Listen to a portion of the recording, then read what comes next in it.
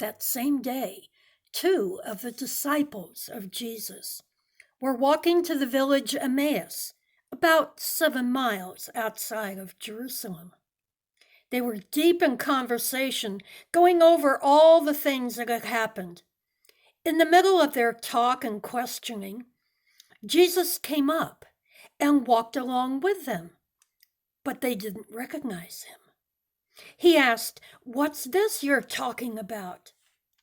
They just stood there, long-faced, like they had lost their best friend. Then one of them, his name was Cleopas, said, "Are you the only one in Jerusalem who hasn't heard what's happening during the last few days?" He said, "Why? What happened?" They said, "The things that happened to Jesus the Nazarene. He was a man of God, a prophet, a dynamic in work and word, blessed by both God and all the people.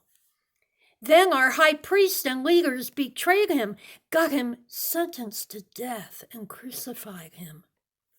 And we had our hopes up that he was the one about to deliver Israel.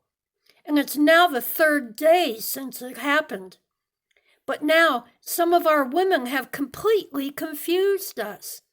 Early this morning, they were at the tomb and couldn't find his body. They came back with the story that they had seen a vision of angels who said he was alive. Some of our friends went off to the tomb to check and found it empty, just as the women said, but they didn't see Jesus." Then he said to them, "So thick-headed, so slow-hearted. Why can't you simply believe all that the prophets said? Don't you see that these things had to happen, that the Messiah had to suffer, and only then enter into his glory?" Then he started at the beginning with the books of Moses and went on through all the prophets, pointing out everything in the scriptures that referred to him.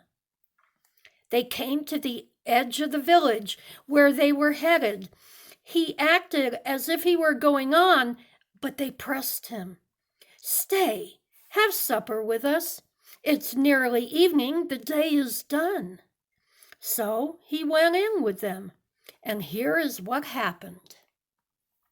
He sat down at the table with them. Taking the bread, he blessed and broke it and gave it to them.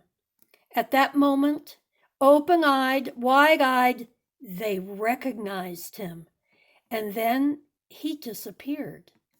Back and forth they talked. Didn't we feel on fire as he conversed with us on the road, as he opened up the scriptures for us?